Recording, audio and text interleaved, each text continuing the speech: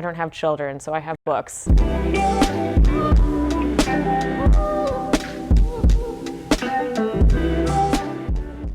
Perrin. Howdy. Welcome to the Vowels Library. Thank you for having me. Excited to have you. Looking forward to talking about books, referencing research, stuff that you have deep experience in.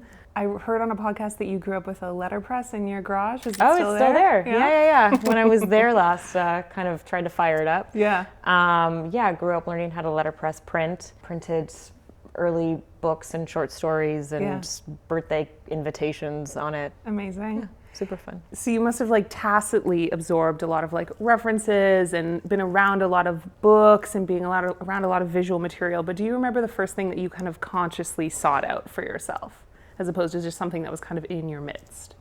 The first visual love would have been a German, I guess, folk story or fairy tale for children called something like The Tales of Streuselpeter. If you have seen him, he's like a horrific kind of German Gothic character with nails that are this long and hairs that's this long. He's meant to scare children.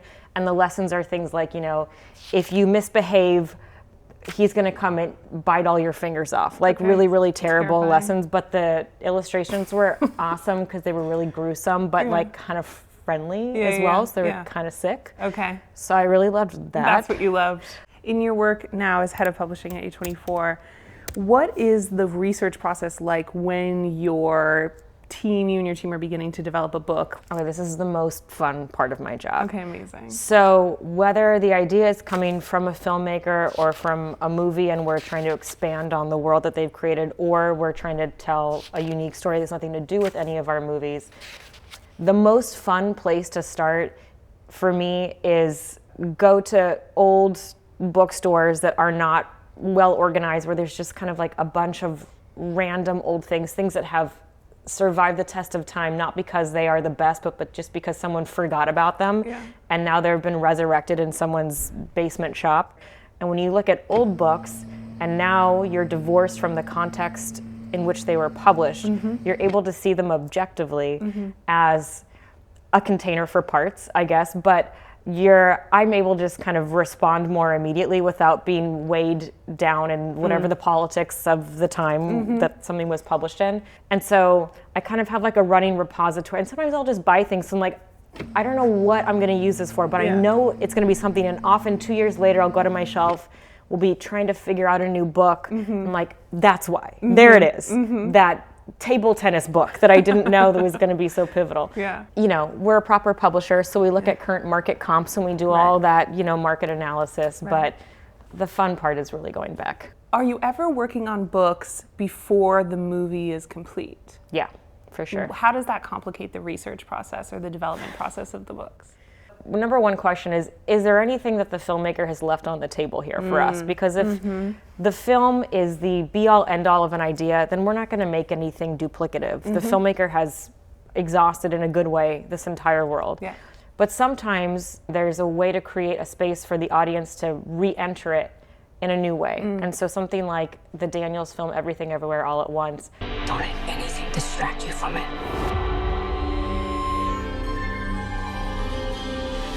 In order to make that movie, they spent years researching particle physics and multiverse theories. And when we finally saw the film, realized, oh gosh, they had to research all of that in order to write this movie, but none of that made it in. Yeah. And so they're such collaborative, amazing filmmakers. When we were talking to them, they had this idea of what's our Daniels version of a multiverse, theory book. And so that book stands alone. You don't have to know or care about their film, but if you do, it's this extra special door that you can open. Yeah. Okay, amazing. Let's go to the library. Fantastic. Great.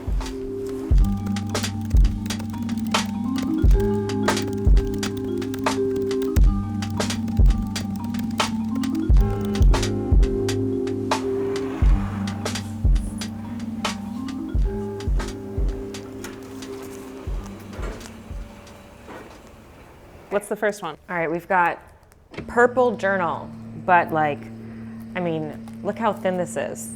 The last couple years of Purple, they're like door stoppers. This is so refreshing, and it feels like everything in here must be considered, even if maybe it's just early and they had less stuff. One thing that's really cool is anyone who likes old books is always a sucker for things like a tip-in. And you know, these can sometimes feel gratuitous, but because it's so thin, it doesn't, you know, announce itself. And actually, they're doing this as a way to kind of separate a storytelling moment. And it feels special and intimate. And then you have your little moment with that story. And then you go back to the rest of the magazine.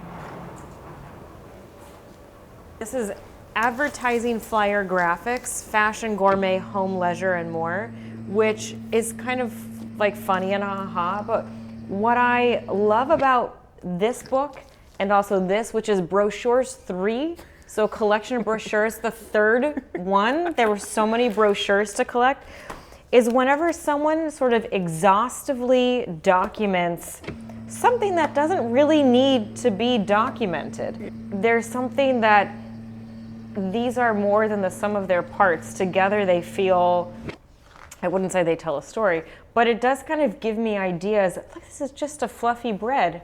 How nice is that? That just gives you an idea of like, could you break something down into its component parts, more micro, until you are really just displaying, you know, various types of phone buttons. Okay, so good. So that's that one. And then Brochures is a little bit more the same, but it's a little wackier. Yeah. I would never want to own this. Yeah. But I think the fact that someone lovingly documented it, now I'm like, oh, well, let me give it a closer look. Yeah. Wow. I love it. Okay, next one? Yeah, next one. Okay. This one is called Misawa Interior Item 2, but what I love about this is that we have this kind of beautiful honey glow of an interior. Okay, now we're gonna break it into its component parts, and it's like, oh, I guess it's a catalog, so you can buy everything in here. So what if you had a different kind of book where everything was for sale in it? How could this be, like, this is, they're selling items in a room, but what if this was a narrative device to tell a story? How would you tell a story this way? Okay, next we have Food by Design. What is nice about it is, and I don't know yet why they've done this, but every recipe page has a gatefold that hides, it's not the food, it's something. It's an artistic representation of food. Especially that I because like. it's revealing such aesthetically incoherent work. You know you're gonna be disappointed sometimes. Yeah. And that's part of the appeal. It's not, if every single one was a juicy food photo, you'd be like, oh, okay, another food photo. But like, sometimes you get this guy. That's so good. This is obviously his precious material. It is from 1955, and I don't know what it is. It's in Japanese. It's part fashion catalog, but they have, I mean, someone obviously put a lot of money and time into this because they have these other tipped in sections. Here we've got it in English, the way of making. So step by step how to cut towels. Couldn't tell you, but there's something very nice about this. Yeah. Okay, this is a classic. We've got Idea Magazine, 142. It's famous ad and art magazine. I haven't seen one of these in real life in a long time. This is like Graphic Designer Wet Dream magazine. These magazines used to be so many of them, but Idea is one of the best where they just show great advertisements and great art use in advertisements. And, you know, we've got type case studies. Just a classic. Just like good to come back to Idea every now and then.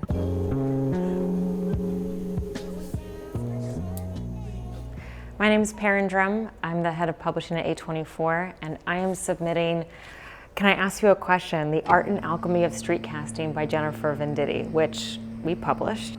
It's a fun book just to flip through and look at the pictures, which I think is a must for a visual book. But every time you actually make the commitment to sit and read something, whether it's a paragraph or a couple pages, the payoff is so good. The storytelling is so unexpected. I'm really proud of this book, and I'm happy that it'll have such a beautiful home here.